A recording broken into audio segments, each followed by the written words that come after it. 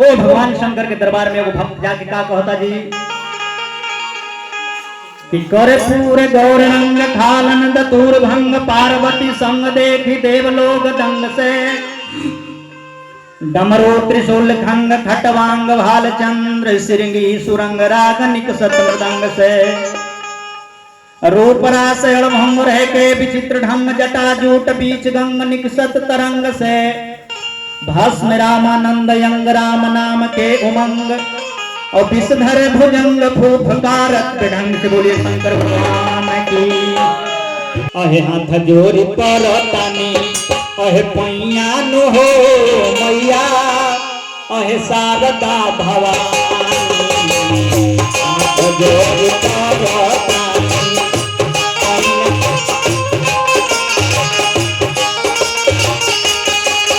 हाथ जोड़ी परतानी पैया नु हो मैया शारदा भवानी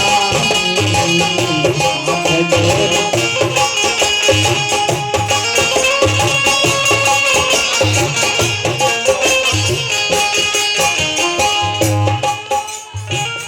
शारदे भवानी मैया गिरिजा भवानी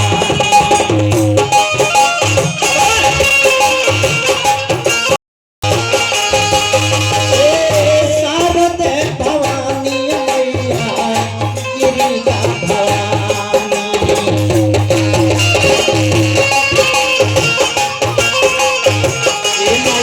हाथ जोड़ी करतानी जोड़ी परतानी पैया नु हो मैया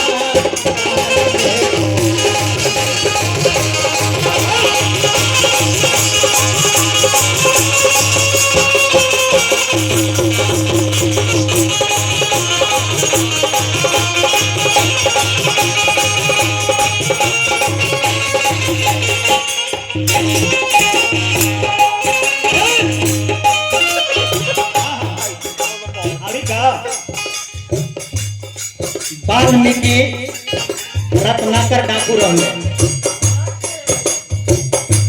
उनका राम राम कहू ना आवे उल्टा नाम जपे जब जाना वाल्मीकि भय ब्रह्म समाना। बात ना वाल्मीकि चोरावा के कभी तू बनवा दो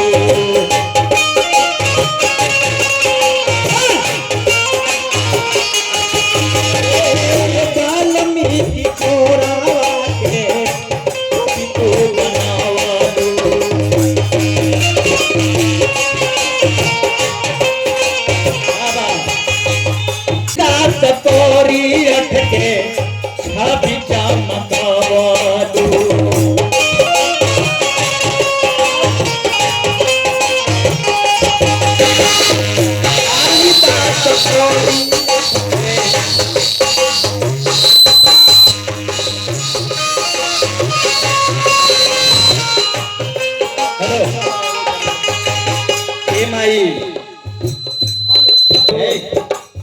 हेलो दगमा हेलो गमा बोलतिया मैया नु हो मैया शारदे भवानी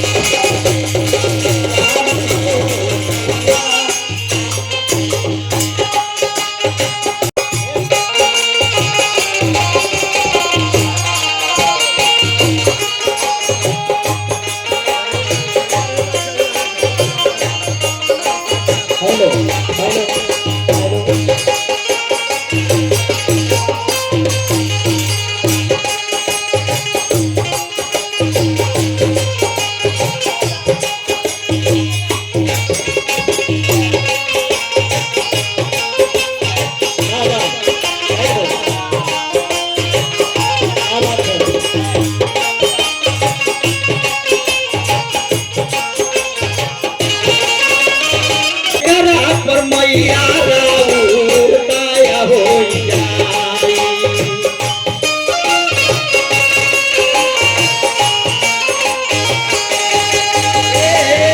मैया भव सागर से पार हो जाई।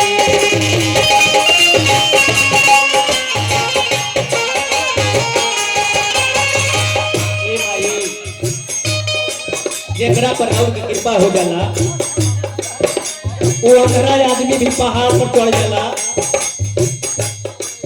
सूरदास बिना आँख वाला आदमी भी देखे लगेला। आप लोग क्या बात कर रहे हैं मुझे समझ नहीं आ रहा। वो तो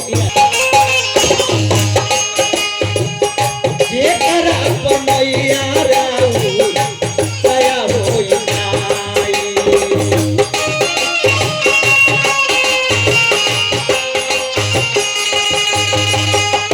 मैया भव सागर से पार हो जाई।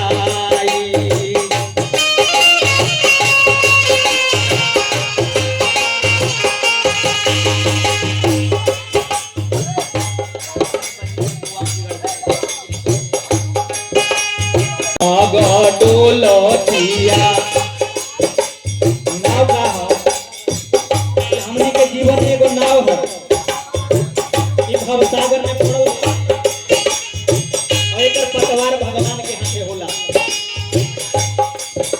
ए डगमग डोलतिया नैया हो मैया।